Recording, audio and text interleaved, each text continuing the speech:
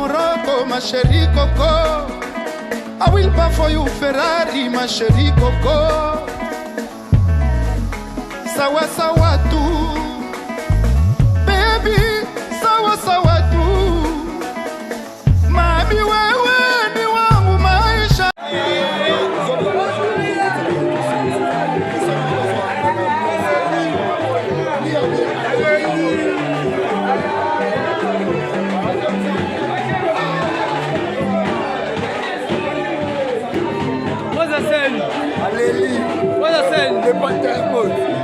Allez, pues allez. FG.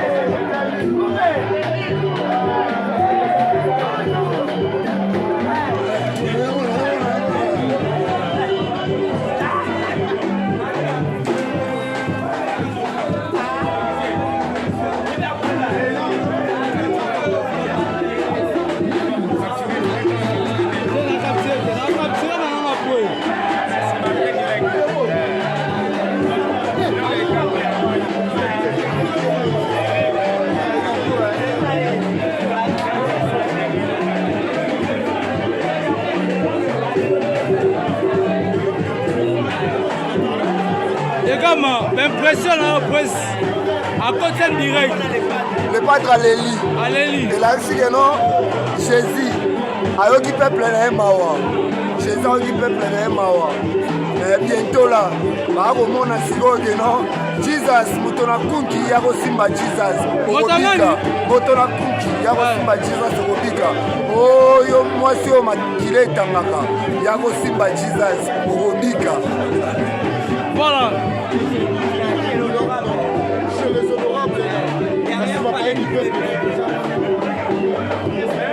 Mundabi, président côté en direct, l'impression là. Le prêtre, le grand prêtre, dimanche de l'Alliance, quand je l'expliquais à moi, il était en dingue à Bango à Jésus.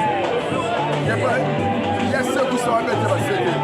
Et on doit se lever, on doit passer en faisant, contre le danger, rien à dire. Le monde est tombé.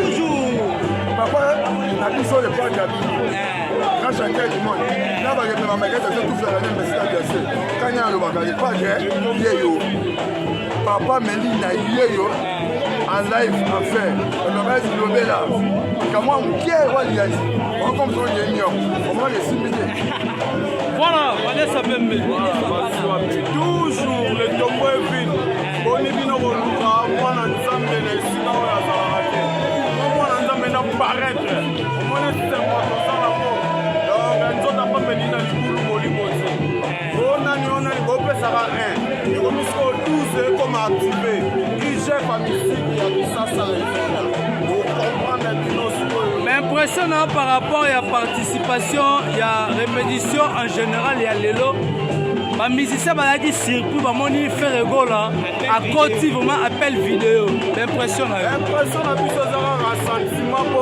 Ça fait 2 mois passés. Nous avons une photo. Quand nous sommes à Kaliji, à Keti Photo, avec Kamisa, ma photo avec Konda. Dans le souci après.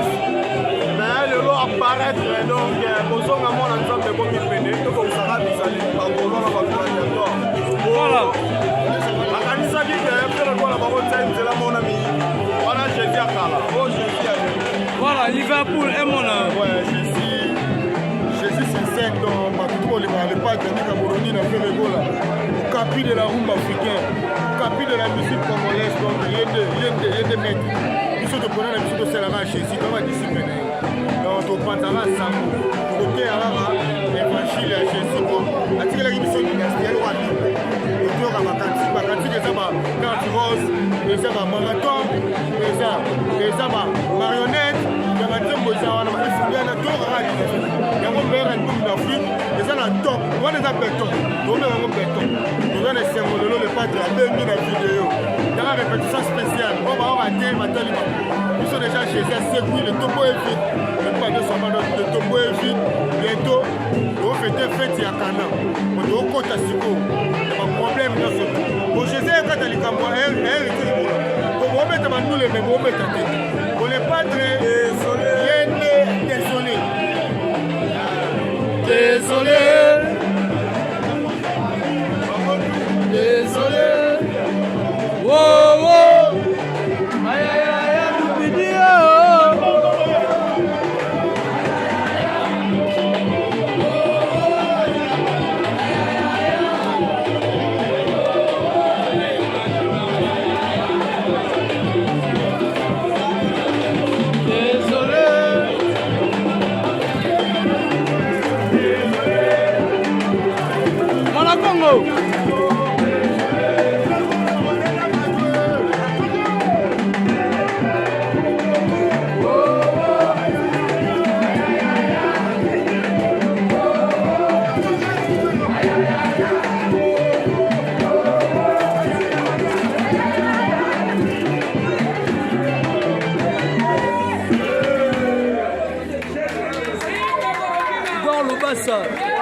Un monde partout dans le monde entier.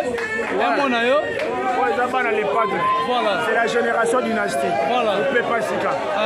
Jésus est vivant. Jésus est parmi nous. Quand on appelle vidéo na Instagram et salon de. Et puis c'est un sentiment où elle est lissée. Voilà. Et puis c'est un schéma. Comment on a mon conduit. Ok. Et ça signe la victoire. Signe plus haut au-delà. Voilà. Merci à ma golo qui va jouer la caméra. Ça c'est Igor Louba, ça charge à l'occasion.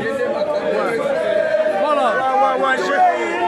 Jésus des nuances, dégâts matériels et humains.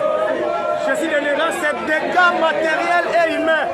Marim Goloya et c'est Rosana Magolo, tout va gauloise. La fête du monde. Parce que c'est là les fistons, c'est là. Voilà. On est là. Un monde yo. Ya komona papa. Makila, ya Jésus les padres. Donc tu donnes c'est au sagrate génération dynastie. Shawali génération dynastie. Les padres yes. Tombo est à vide. Voilà, tombo est à vide, énergie. C'est trop papa a soigné avec force. Vous allez savoir. C'est des dégâts matériels et humains. Voilà.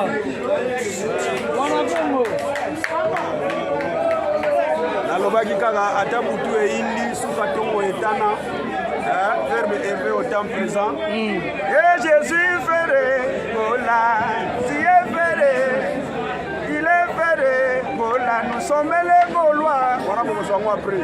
Voilà. Voilà. Le tombeau est vide. Jésus n'est pas dedans. Voilà. Il est ressuscité. Voilà. Voilà.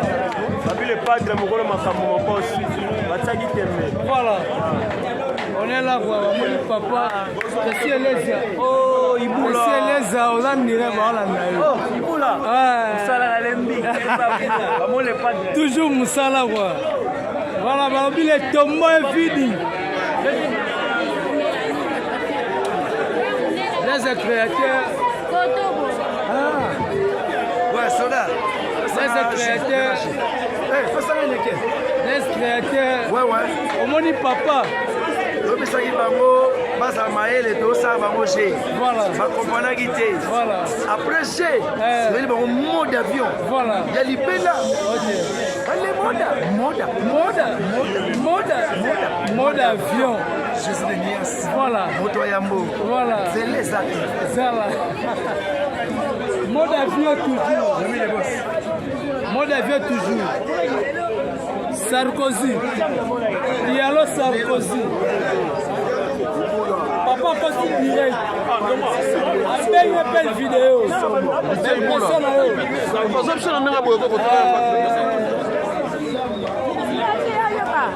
L'impression de le papa Koti direct. Ouais, le tombeau est vide. Moni, papa Koti direct. Mambo bandi. Marama bandi. On a un fac là. Marama pas c'est bandi. Yangile mavakala. Awo zoyo. Magolo ba ole la pena dimanche.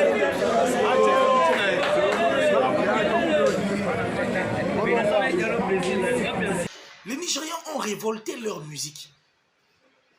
Les Nigérians ont donné un autre punchline, en fait, la façon de voir les choses.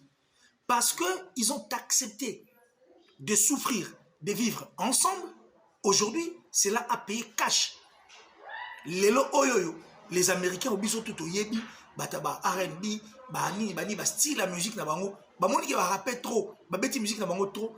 Ils s'inspirent aujourd'hui dans style musical, il y a ba Nigeria qui est autre afrobeat, afro jeune et tout, ce dont bande ko na biso Nigeria basali. Nyon sona parce qu'ils avaient accepté de souffrir. Ils avaient accepté de vouloir emmener loin leur musique et ils savaient que lelo lobi ko pesa, ils balaki na souci ya mboka na bango. Contrairement à Marambo, tout le monde a un mboka parce que Réveil Moitié du Congo, on dirait que quand il a battu Missa, nous sommes là sur un succès naïf. À ce bon moment, il y a moi qui va on dit bolas. N'est bolas en les gars ballon. Ma PC passe, mbang yé moi les cani. Syrie Alain Carré avant comment Alain Carré non bah non bien Alain passé. Tellement qu'on a succès naïf. À ça moi pas naïf moi mkebo à qui m'a non mbang à ce lugar bima à qui n'était au monde à Milibanda.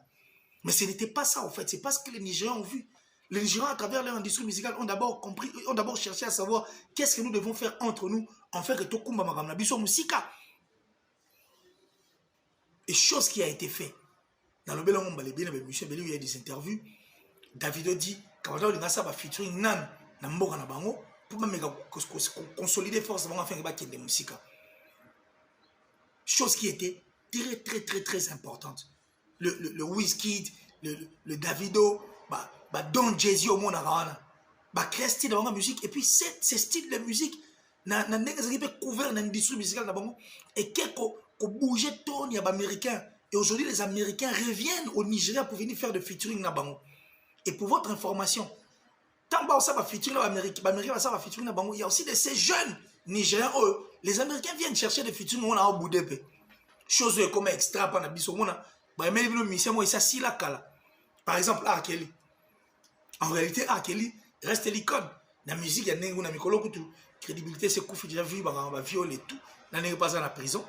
Mais et comme ça, on nous emmène des artistes et musiciens, sur la logique des choses, mais sur le théâtre, Bill Clinton,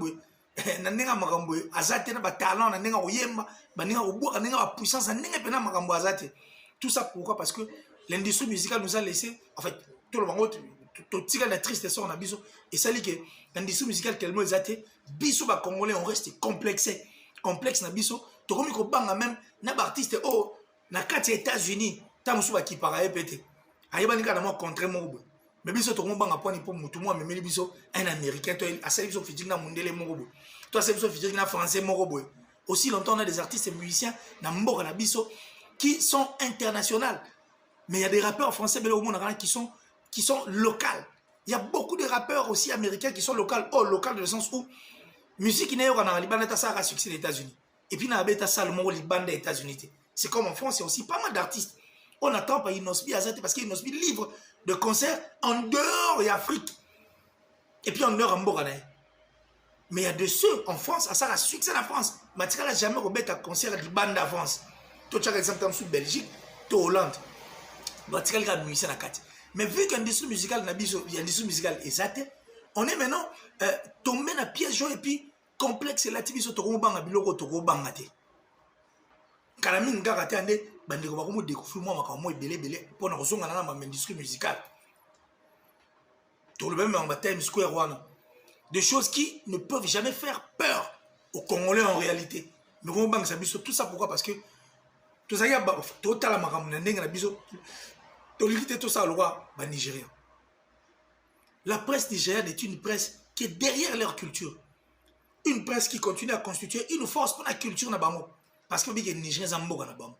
Mais biso par contre, ce n'est pas le cas. On rencontre une presse folle où il y a des journalistes fous, où il y a des gens n'habitent parce que et comment va yo nengeni yo kuna boni kuna bonjour nengeni album nengeni bon mutu tel est-ce que on sait pas l'année à ta musique mutu toi simi micro babani ko c'est l'investigation te.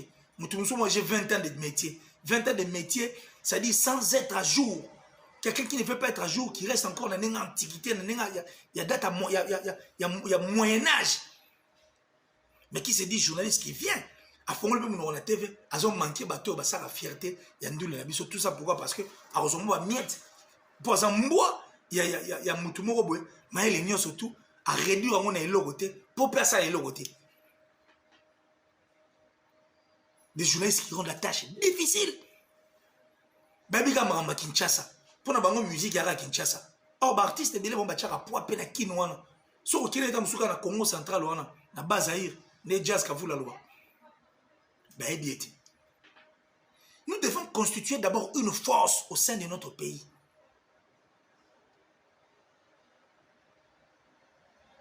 Et c'est de cette force, né au sein de la musique, tout vivre en tout cas, bonheur.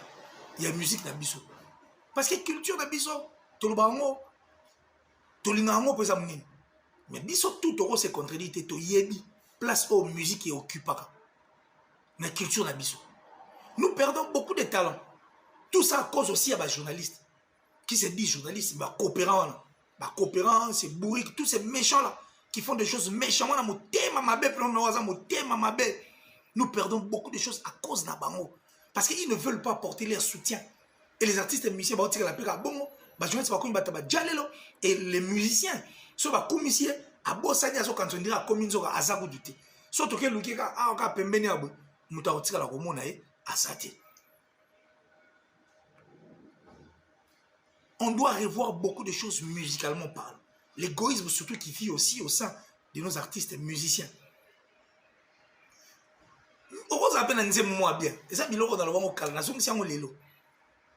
Tu peux avoir une belle chanson. Au comment on peut un texte moi guito. Tu as une belle voix. Mais sur le plan en fait, aux athées.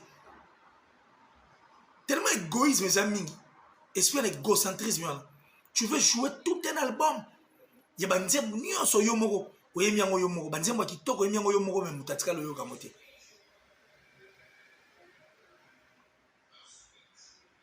Tout ça, je l'ai dit par rapport à l'égoïsme. Or, na nenga musique na biso, na nenga mambezo qui est ti ba bloka ba industrie bisika parce que ça bloko moko ba biloko na lobi na lo bango de coq à bepo tant to zozo to sangisango to linga to ça loko moko enfin qui conquête na biso mo musika pour que tout changer pe image ya ndule na biso. Par exemple, un exemple typique. Miel de son a une chanson. Tellement que nous sommes bien.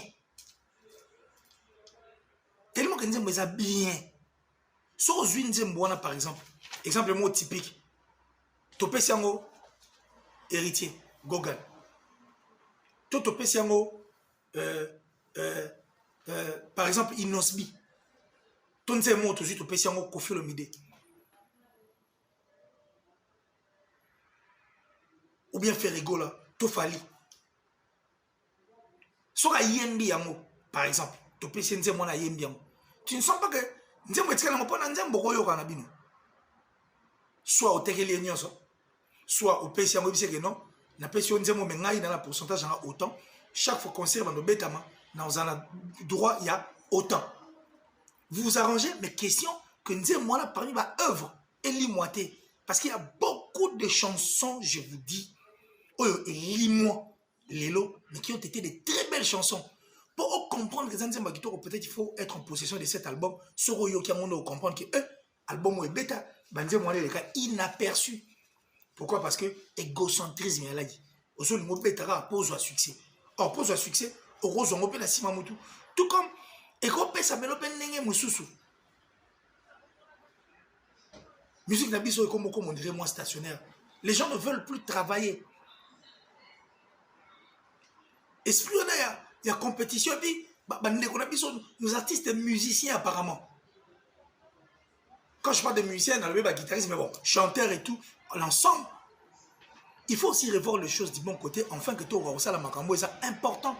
La mise sur bateau. Pour nous, la mise sur les cabouétés. Esprit de créativité, ça les souhaiter.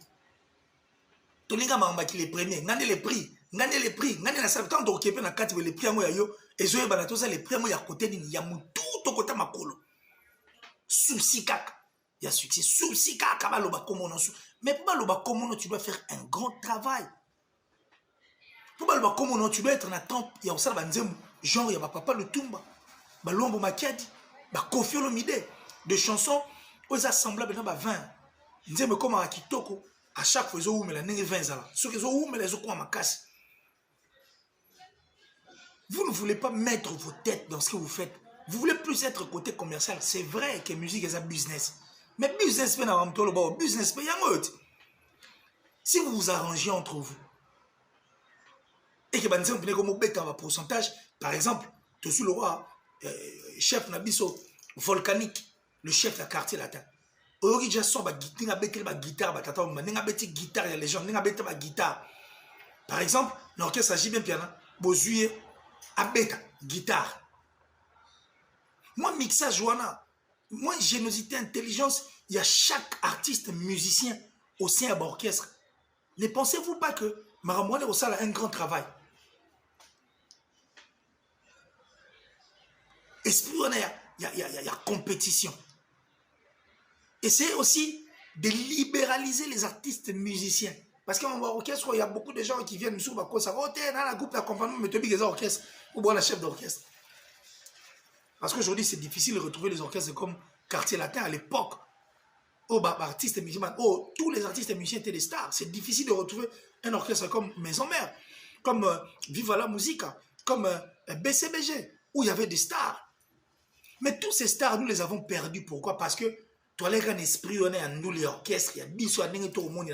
Or, chaque artiste musicien orchestre, soya zalaga libéralisé. Ceux qui t'ont les orchestres, on est dans un label. Tout le présent orchestre, on a une initiative. Chaque artiste musicien, c'est vrai. N'est-ce pas que elle n'a pas sa résultat moi bien. J'irai de Cocalan, toi, sur la mission, toi qui n'as de Cocalan. Exemple, le mot atypique. On dit que te belé, il faut comprendre que JDT à la guine a dit l'eau qu'on a nous donné après dans une maison mère de Kabouane. Fabrigas également. Déplique. Beaucoup de gens ont décelé le savoir-faire. Il y a des artistes qui ont balongoué. Parce qu'ils ont eu le temps de s'exprimer et de sortir tout ce qu'ils avaient en eux. Alors, c'était des choses qui pouvaient aussi se faire respectivement dans l'orchestre. Où vous regardez les choses du bon côté, mais vous décelez le talent de l'autre. Mais au propulsé, revenez, ils ont un pas parce que musique, c'est un business. Business, c'est un business. Au sein de l'album Mobimba, aux oranons, on a dit que revenir au conservatoire, on a foutu un concert dans le Kuta. Aux oranons, pour te que la banzem. Moussou suppose aux oranons, parce qu'on a un label. Quand tu es dans un label, sur 100%, mon écoute, on passe à 50%. 50%, quoi, on a homologué. Dans un label, même, on a une guitare, on a une drum, on a tout toi participer à l'art. Il y a un bon remarqué que l'artiste musicien a comment il paye moi on a rombé la guitare n'est pas un bon et belé. Tu es pas la belle des fonctionnaires. Mais quand tu décèles les talents d'un artiste musicien orchestre au fond le moutem, n'a pas appelé à business. Parce que business la plupart des musiciens c'est comment à 40 chansons à teke sous 20 000, sous 30 000, sous 40 000 à bendi ba mbongo allez azuba mabanga boaki mabanga oya boaka azule ngo bala. Il y a quand azu mbongo oyo et c'est là dans la musique oh azu mini moi c'est-à-dire rien du tout pratiquement. Alien à œuvre, mais lié liban à œuvre. Mais si on essaie d'asseoir les choses, en fait, toi, asseoir en opéra 4. Chaque artiste, au déceler talent, au bimissier, production, marambekein, talent, marambanango. certes akopumbwe te maotika na orchestre non moi ko libéraliser c'est-à-dire orchestre musu elingi yemba ta musu balingi Gilles ta yemba na album balingi ta musu Ibrator yemba pa na bango mais orchestre mo exemple mo typique hein, on dit bon ko fait le dit o alingi yemba na Cindy le cœur 30 000 o alingi yemba na JB pe na JB alobi bon mutalinga yemba na 30 ou 40 50 000 bon ko fait le ngamba pa na yo autant l'argent va circuler. Même ceux qui n'en ont pas auront de l'argent parce qu'il y a des gens qui sont bourrés de talent. Mais au bana mbongo tellement beaucoup. Mais ceux qui valorisent comme Moussala Zosalana et qui a pas na yo a yembi a bois qui sont au PC mbongo. Mon ego circuler. Et puis la concurrence est aux ala. Beaucoup d'artistes et musiciens ne veulent plus travailler. Les orchestres respectifs on a sur que au monde musiciens batana 17 personnes na podium. Bazo yemba yo kanti azo yemba nzo azo yemba tazo beta mno comme on dit ba jouer équipe nationale. Tabaye marine nationale il y a la congolaise ou RDC. Au moins moi quand on parti moi quand Congo. Non Beni Congo yazi yemba c'est la partie. Muso mno na beta kamno. Azo yemba neta so beta kamno. Ne comment na orchestre. Beaucoup d'orchestres ba noni wana bali ko travailler té. Bazo pesa sur le meilleur d'été. Mais c'est à nous de voir les choses du bon côté. Mais les journalistes ce sont la calme bali mo na bango. Ya so bani makambezanga mutu makolo. Et les orchestres qui regardent parce que ça peut aussi donner une autre image. Et comme Babiso peut musique en fait. Essayez de libéraliser les artistes et musiciens. Baroya aux oreilles dans l'orchestre. Bon, et quand il y a bendi par l'orchestre, peut continuer. Question à toi, fond, ça la force, n'est pas Nigérien, basala. N'est pas Américain, basala paix. Bon, basala, na business. Tout sur la raté, mo tchengalar, nangai, nana yembi, na plan, ici. Bah pourcentage de tirage sur yemba pesa bon on a tout sur yemba à chaque fois nous mettons un concert pourcentage mon faut les garacher ngai maramba droit d'auteur ça dit sont des choses qu'il faut revoir enfin que tout restructurer maramba et qu'il y a une musique et puis tout changer peu image un peu comme générer une chose générer oiseau bêta on dirait que générer y a auto bêta moi passé il y a encore pas bêta qui moi il y a pas bêta moi les gens ne veulent pas évoluer. Émulation de Baba Olimosala moté l'avancement on a Baba Olimosala balika batika la chef batika la roi atika la boy atika la boy tout ça pour distraire les gens il y a une distraction les journalistes doivent d'abord se réveiller et puis na sous émission on lancer un mot d'ordre ba le belon ba musicien pour la journaliste les beatmakers ba tebeli ba saka ba son ba ali ba Olivier Chimanga na Sarabasson, ba Michel Bass à Sarabasson, il y a pas mal de gens, Barigo, il y a beaucoup d'artistes et musiciens qui créent des sons. Pour monotonie, tout le retour à monotonie, et ils allaient un peu plus loin de nous. Mais ces gens-là doivent aussi se réunir autour d'une table, bah créer des sons, c'est comme ça dans la musique, bah créer des sons, il y a tout un album, bah pression mutu, mutachi ba texte na. Après, si il y a un texte, et si les questions qu'il y a à moi, image, de featuring entre nous, c'est très important. Entre nous. Dans le cadre à consolider, nous savons pas mal de beatmakers. PDZ, Kips, Jizo, qui est derrière à la base, son est belé. C'est-à-dire qu'ils peuvent faire des sons. Question révolutionner la musique nabiso tout rétal la maramou du bon côté parce que la musique certes to roti la statique c'est pas pour eux même les américains batika les statique na musique na bango bamoni qui va salir en trop ils se sont référés des Nigériens bango code afrobeat et aujourd'hui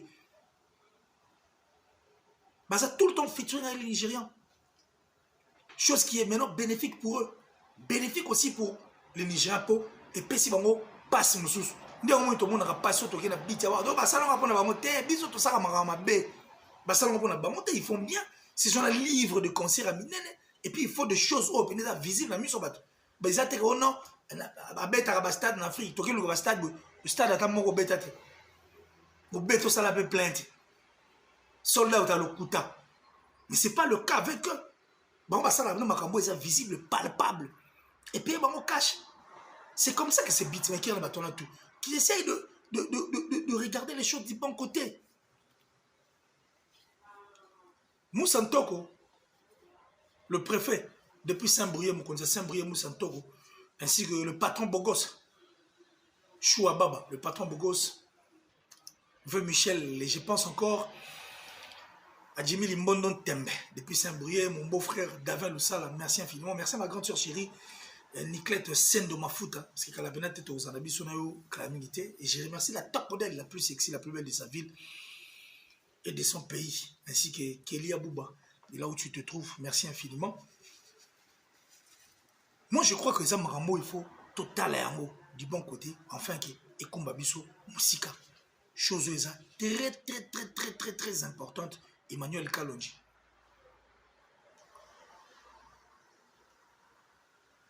Il y a des choses à faire. Essayez de libéraliser les choses. Que les beatmakers se retrouvent autour d'une table. Tout le monde l'esprit, on ne peut pas travailler, on ne travaille pas. Non, la musique est un business. Il y a aussi la cop, il y a aussi la cop. Il y a ça la cop. Soit travailler au yobo, travailler, est-ce qu'il y a au liawat? Il y a pas au baksani dans la musique, non. C'est le business. Au PC mango, il y a PC makam. PC loco, aux loco. N'est-ce yoga. Connaissez un peu de libéraliser nos esprits. Tout le monde a l'esprit, les journalistes, les coopérants, c'est méchant, moi, clan pour détruire, en fait, désorienter ma bébé. On est à songi na artiste. À l'ombre, la coquine journaliste a commis songi. Soga a banio tonga. Pour bien na suga aux moins loco. Nous sommes comme ça, on a un sentiment. Nous, on a connu des gens. Il est intelligent. L'intelligence en tout le monde a sauté. Tout ça pour faire plaisir à un individu. On ne peut pas être. Nous allons avancer. Et on statique. Or, on a des choses à faire. Des choses à faire. La musique doit être libéralisée. Et puis, nous devons faire ce travail comme il se doit. Et ça, la bise bien. Si l'Oscram est encore là, Bill Clinton est encore là. Nous allons comprendre où est-ce qu'il est. Brigade Sarabati. Il fallait profiter de l'occasion de continuer à souka. Parce que ça, ce sont déjà level. C'est pourquoi je suis en train de demander aussi à Maître Gims et Mohombi. Mohombi, je ne sais même pas où en sommes-nous avec cette histoire. Il y a Muska. Muska, on a habité tout ça, ce que Wapi. Dans Muska. Et ça, ils ont fongo la banzilla. Ils ont payé ça accès à tout. Ces gens-là doivent venir parce que Gims, je l'ai suivi, qui avait dit qu'il y avait des projets. Mais il faut venir avec tes projets, soutenir les artistes et musiciens, c'est donner une force au fait, enfin que toi qui es musique. Au lieu de te dire précurseur après tu l'as de la Makambouté. Bisous zonga rasim, groupe salongo. Bisous doit na théâtre, ba Nigeria bazo bisous to zonga sim. Nous on est fait que tout la Sarabat. Bisous moi ba Colombe pour la Sabat, to zonga rasim. Pour les Sud-Africains venaient apprendre chez nous les lots comment qui Afrique du Sud aura sur le Roni. Bisous to la ka on a pour tout l'axe. Mais tu as raté pour tout achever, tu continuer à me saluer tout ça. Mais pour continuer ça, on a beaucoup de talents. Le Congo est bourré de talents. La richesse au bout de mais les humains, vous avez des voix qui ne mourront jamais. Vous avez des gens artistiquement parlant qui sont forts. On a des génies, des gens qui pensent autrement. J'en appelle à Maître Gims Mohombi. Il y a Mouskawana Mohombi. Il y a un studio. Il faut forcer, il faut tous se soutenir, connaissez un peu de libéraliser notre musique, que cette industrie musicale est pour que tout le monde musique, n'a pas championnat boy, n'a pas talent pour notre monde que l'Afrique a peur de nous. Elle a peur de la rue de voiture du Congo parce que bisous tout ça, performance, il y a fort, moi je suis CD. Et ça n'a rien battu dans le concert, on a des exemples. Ferregola par exemple, quand il te chante, mais bizarre, au raté, des bistes l'homme animal. Quand Ibrator chante, quand Déplique chante, quand Olivera chante, Olivier, quand Blaise Boula chante, des voix, Emelia, les mandas chantent, ça dit tous ces artistes musiciens qui chantent bien. Davido va au télématin, pour Davido venir à live, venir à zéro. Maman c'est la rototine, les l'autotune fort. Alors, à force, à l'autotune, et comme la concert normal, boiseau, vous voyez, mbaté. Alinga yemba bouya, à cookies, vous voyez, mbaté, organe bini. Games, Mohombi. Moi, je crois qu'il est temps de pouvoir faire ce qui est important pour que tu perdes talent tout autour dans le côté. musique n'a pas fait qu'il y ait de musique vraiment. J'ai déjà parlé de l'indépendance des musiciens, j'ai parlé de l'égocentrisme, égoïsme. Osa nanze mona bien. Luka Mouta Yembelayo. C'est soutenir aussi entre nous. So omoni pe mutu mabete album. Album metam sur kante mena banzembo wana nzembo ka malongela yi. Mais gros songo pour reproduire encore. La chanson de Whitney Houston. Always, je crois. Mon âme t'aille bah mon ming ming. Cette chanson a été chantée avant elle. Maintenant, il y a un succès. Maintenant, il y a un zongi. Et ça, les succès, ça, les cas, honneur, il y a un bon. Et puis, moi, je vais remercier pour la dire que tu as bien fait pour faire révéler Nzembo dans mon moment. Mais on peut le faire, nous aussi. Une chanson, tant sur la coste, pour la coste, c'est pas bien dans l'album, mais et yo ranate. Kofi Olomide peut prendre une chanson de la coste, Aïmiamo. Ferregola peut aussi prendre, Héritier peut prendre. C'est des questions car il y a un orchestre et tout ça, un devoir de tous les artistes musiciens. Question de vouloir se donner ce coup de pouce afin que toi qui es musique. Parce qu'on a déjà commencé par chasser cette peste qui veut tuer notre musique. Jeunesse à musique, tu te découvres déjà. Est-ce que tu as un peu de musique, tu as un peu cadre, il y a sa force.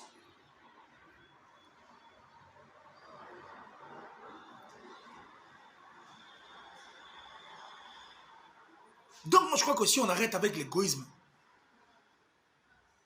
et au sein la biso bien, toi arrêter l'égoïsme, tout ça c'est important, et je crois que ça va nous emmener loin. Bah beatmaker la biso je crois que boyoki, to yokana, to megabotala, to créer son, tout ça c'est important. C'est le même pour nos artistes et musiciens. Libéraliser, facilitons-nous la tâche. Vite sa musique est changée. Il y a un moment où on a dit, so botuni obeta ote ba comprendre o ngate ba zonso mais yo lo ba oza boy parce que azana la musique moi ça virtuelle il donne l'impression d'être aussi longtemps aza ya moté tout il va jamais ça n'est-ce pas mon papa chéri Jolili Atala le patron de Translation 7.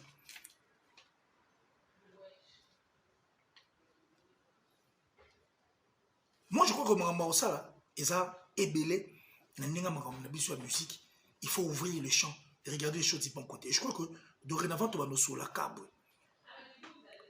Alors, je crois que nous passons à notre deuxième partie. Deuxième partie, Nabiso, où j'ai eu à suivre Félix Oisé, quoi. Une sortie médiatique, mais en train d'encourager notre frère Fali Poupa pour son concert. Chose qui est tout à fait normale. Mais moi, je crois que Félix Oisé, quand l'image appelle ça,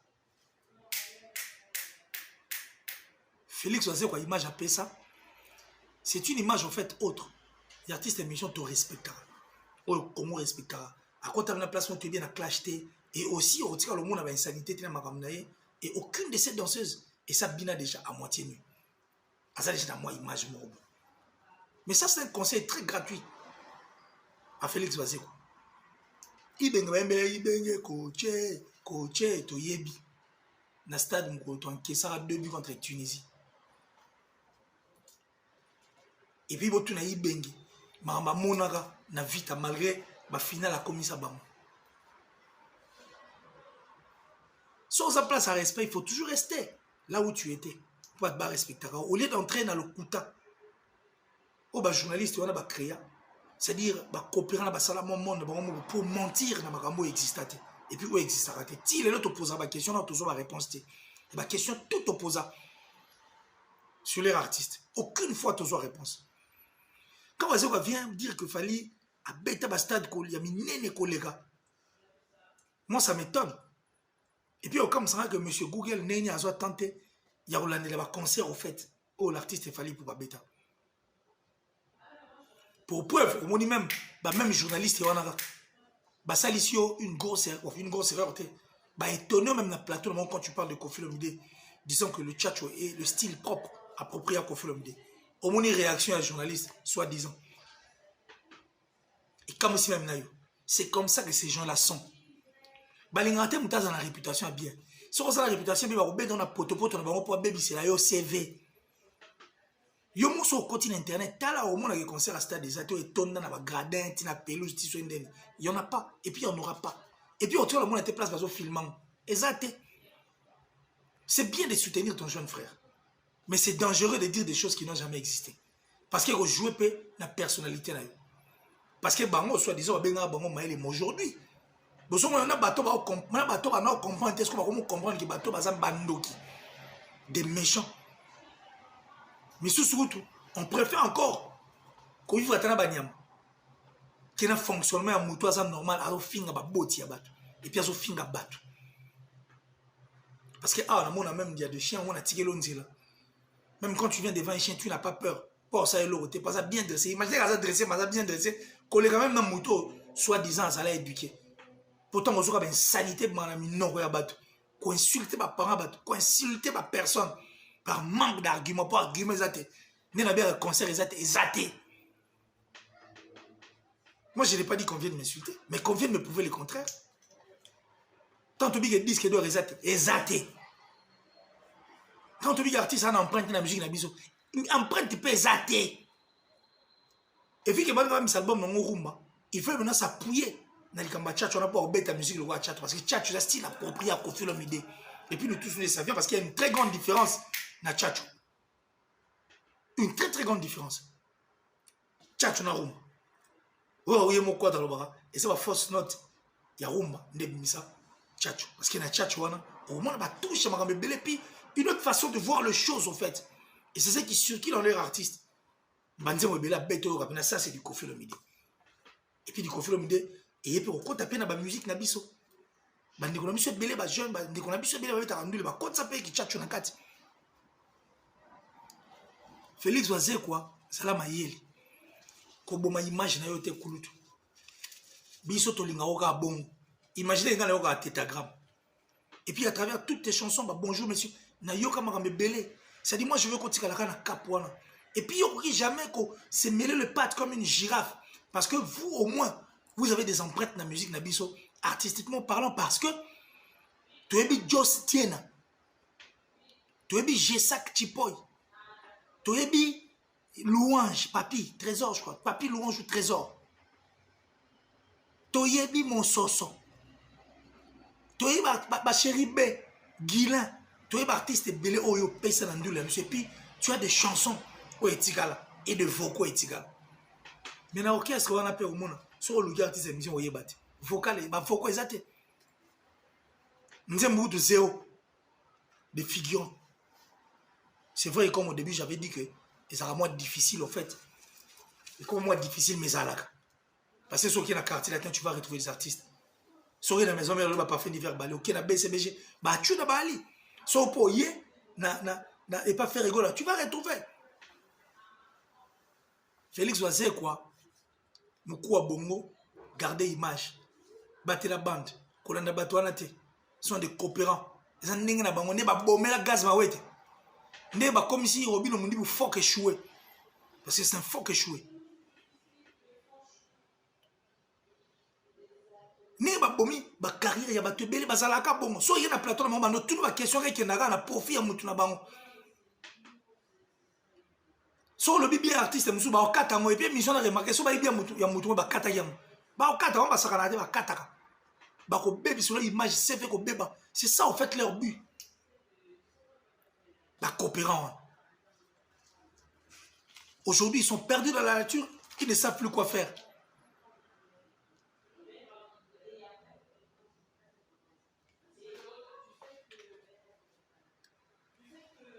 Moukou bongo Félix Wazé quoi.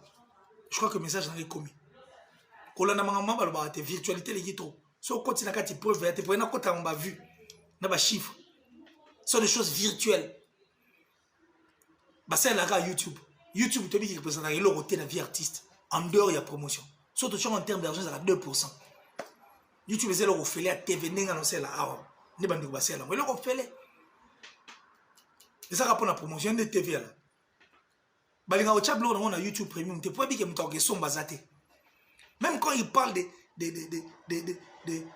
plateformes, bah quand on a la plateforme au Spotify, Spotify wana ba monnaie la Spotify les kamikaka Spotify bozo ngabe first et comment dire virus mo congolais c'est-à-dire ba journaliste ba chiffre ba tani ba chiffre ba tani ba tanga ba chiffre ngote parce que ba seule personne ba habilité ya relever la chiffre qui ba kotaki autant na mbon c'est seul le label en dehors le label yo ba moneni mais biso quand même to bine ba calculer ba monnaie la makambo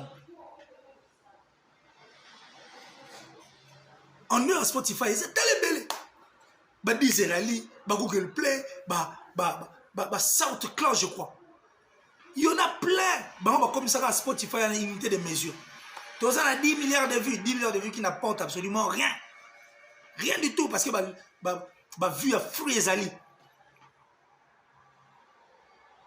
d'abord Spotify il faut en fonction de la région par rapport à la région dans la place ba endroit ba région de na utoloba côté monsieur Foutara Chia, côté monsieur Foutara Nassé. Mais bon, bah lula bah stream au félé, Félix Wazé quoi yoka ngana zo bisa ngana yebi. Bah lula bah stream au félé. Ce sont des gens qui ne s'abonnent même pas. Bah kotara kotika. Acha bah Spotify au félé. Et puis bah Spotify au félé on a. Et bah ça va pas stream ga au félé. Sur bah Spotify au fait le moment baksara pour être compté bon à une seule condition il faut avoir AdSense et les kawana mais ça va sense bah mon mike donc ça dit il faut pas kangisa mingi no monde ba comment rater na seuil et puis no monde ba soira blo bamba lo bakana te parce que ba lingi au fait les mingi. Ça veut dire que mon n'est pas à une kit. Tu as 15 millions de streams, oui, 15 millions de streams. Mais 15 millions de streams peut te faire une chanson. 15 millions, mais ça te fait une chanson. 15 millions, mais ça te fait une chanson. Mais nous sommes à 1 million et c'est l'ensemble. Et puis il y a de ceux, oh bah c'est fier là-bas, stream la tête. Ils font vraiment la vente. Il y a l'album. Nani bango balobela album te. Balobela vente album te. Ils sont là de parler de stream. Je laisse un balingo ça investigation te. Asa muto kala, atikala kala, alukara te do ya fanika ba yebisi ya channel to comment dire perroquet mo beso ba yebisi ya lobby. Arrêtez de mentir les gens et puis arrêtez de mettre les gens à faire perdre Batouboy. Tout ça pourquoi? Parce que la caméra est habilitée à Mututo comme il a reposer des questions dans la recherche, investigation, détourner l'attention des gens comme ça gratuitement. Il y a besoin d'un intéressant quoi. 15 millions de streams. Dans le bas, on a même disque je crois que dans les États-Unis, on se référera même YouTube Premium. Parce que là, au moins, c'est de l'argent qui sort. Les gens viennent vraiment pour acheter. Dans Spotify, on va stream. Dans le coup, tu as un stream. Au moins, on a besoin de 1 milliard pour quitter la boue. 1 milliard 900 millions. Il y a au fêlé. Et le reste, il y en a. Et quand tu as mon bon, moi, je vais Google Ads. Quand tu as 5. Et puis, tu as quelqu'un qui s'est organisé pour moi. Mais à la télé, vous venez. On va voir si tu as déjà fait un angle. Bon, continuez pour Nani. Et si tu as fait un angle, il ne se fait ça béton, banding et tout. Tu le bel angle, pending et ça. Il y a au Yibezali, il y a au Sombeza, il y a au Félé Pesa. Arrêtez de nous distraire. Arrêtez de taire la musique, la forme de nous. Boire au bête la musique. Venez aider la culture qui est musique. Et comment Spotify est auditeur. Oh. Mais ce n'est pas dans toutes les plateformes où il y a des auditeurs. Si vous avez une place auditeur, c'est une plateforme sous soi. Et c'est une plateforme. Quand on a le raté, quand on a côté mon pandi, mon rabo, apprenez. Il faut faire l'investigation avant de venir. Il faut toujours faire l'investigation. Chose qui est très importante.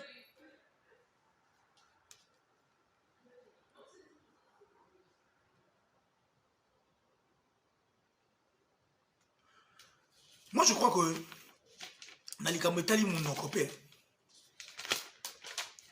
la langue, elle est importante dans la musique. Et puis, surtout, sont tous ces volets face. le côté anglophone est à côté, mais très très très fort. Et ça a rappelé bien. La cadre andolé. Style, moi, Niger va m'appeler dans mon côté ça rappelle moi anglais. Il faut me le ça c'est encore un autre sujet que je veux revenir en tout cas pour qu'on puisse en parler à tête reposée. Moi et vous, moi et vous, ou vous et moi, tout cela on peut n'en okita.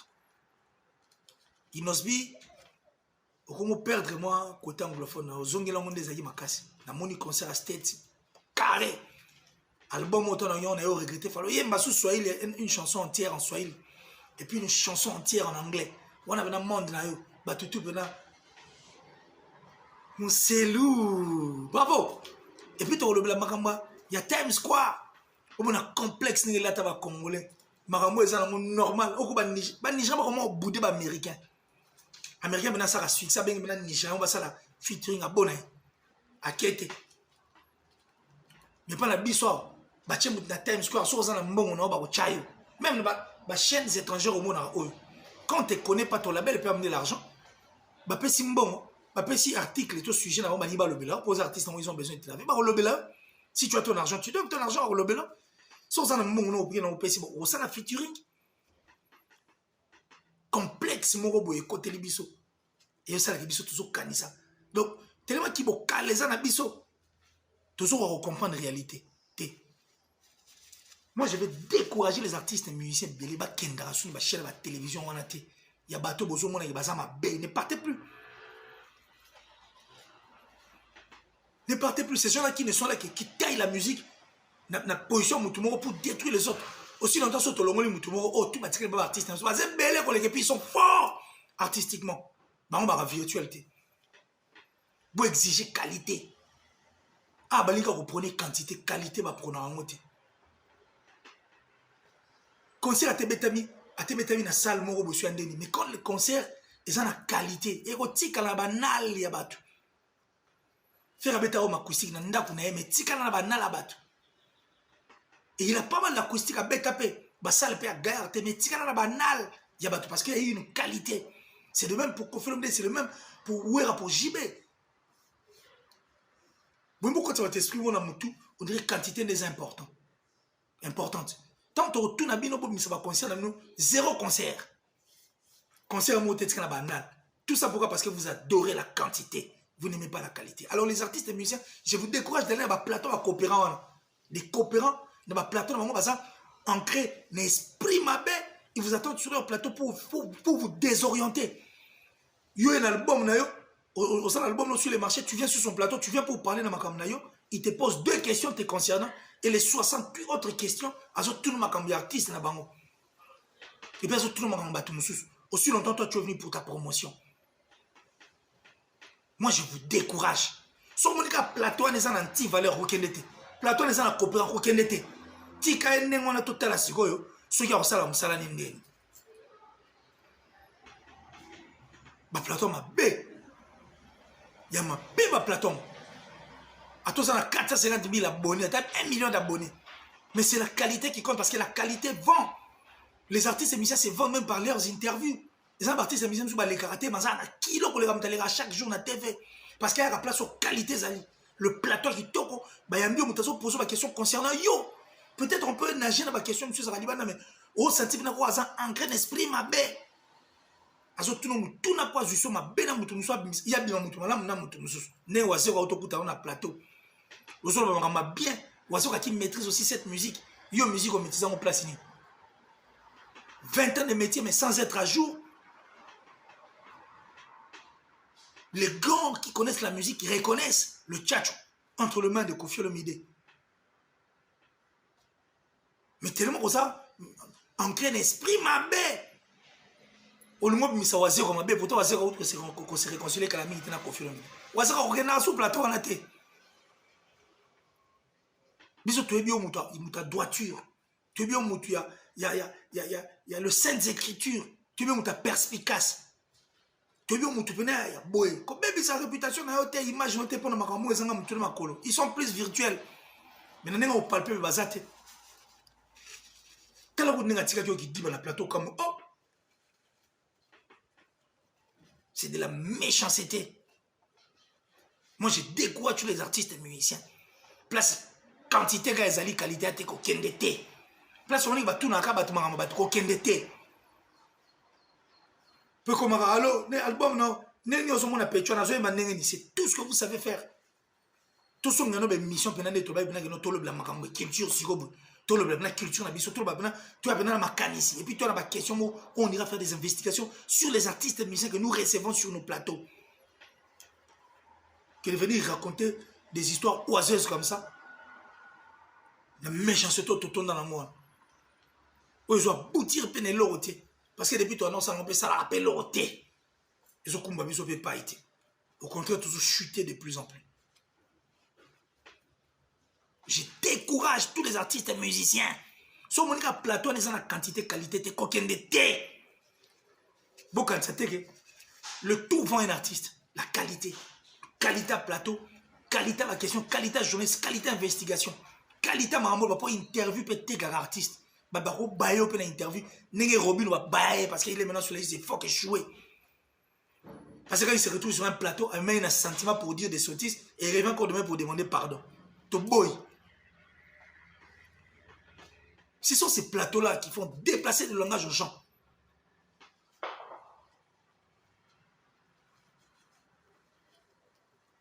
On dit non, je décourage tous les artistes et musiciens. Regardez Koto, ils ont la qualité. Mieux vaut les gars, 2 fois dans un mois. Mais on les place aux qualités, il y a une audience à Malonga, une question à Malonga. Mais place pas boba, réserve des gens qui viennent dire des choses qu'ils ne maîtrisent pas, qui viennent parler des chiffres. Non, ils sont chiffres, mais il y a des chiffres. Il y a des fonctionnements, on est raté. Des gens qui maîtrisent, mais c'est que dans 5 ans, dans le ciel, l'autotune. L'autotune, c'est un peu l'autotune, les appropriés pour des faux chanteurs. Ça on peut corriger la corde vocale, la corde vocale, la voix à battre, la erreur à battre, ça nul. Même tu as fait un plateau, un examen, tu as un dimanche. Je vous décourage. Il faut aller là où il y a la qualité et non la quantité. Merci à vous, je crois que ça c'est la première partie. Merci à maman Lanita, la gabonaise. Merci à maman Julie Koueti.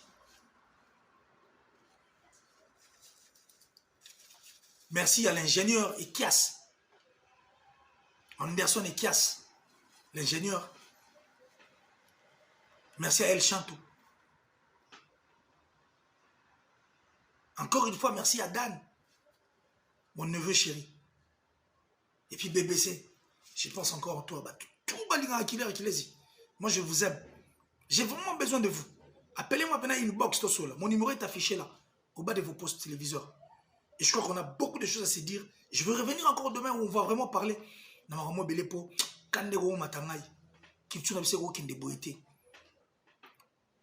La force qu'on fait le midi, la force fait rigoler. Mais regardez, la quantité on a mis auto de ça la fait rigoler. Ne passez plus dans le plateau na bango. Bokendete, botira on va bunda na makam na bango.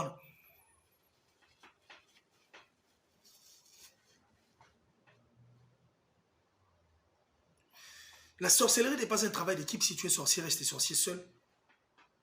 Il ne faut jamais traverser des océans pour une personne qui sera incapable de sauter des flaques d'eau pour toi. En se le fondé, j'ai dit merci encore une fois là à Christian Descornes, Papa Bio, Papa S, Christian Descornes, merci infiniment à toi. Merci à Batutu, à l'Inrakiller qui laisse. Mister Poutine, c'est le Scram. Batutu en tout cas. Et puis j'ai dit bienvenue. Parce qu'il est parmi nous, à faire rigoler. Le padre Motoyambo, Nelson Mandela, comme je l'ai toujours dit, the beast, l'homme animal sur scène. Je décourage encore pour une dernière fois les artistes et musiciens. Ne partez pas dans le plateau, la quantité, bien coopérant. Ils ont même sa image. Il faut voir les choses du bon côté. Ils ont un côté respect. Et je crois que Boyoki, c'était le vôtre killer qui laisse jamais de chèque, né pour brouiller les tueurs de mensonges. Le dragon rouge de la presse. Excellence, messieurs. Le président. Brandon Foucault. Merci à toi. Merci à moi, Moros, Blandon Orlando. Et je pense à Mbikaï, Eddie Mbikaï. Heureux anniversaire à toi. Bien de bonnes choses en tout cas. Et puis Rémi Sani. Et je crois que Mambo Lobeza Penet Belé. Mais tout le monde a pena lobby, na numéro moussous. D'ici là, portez-vous bien. Bye.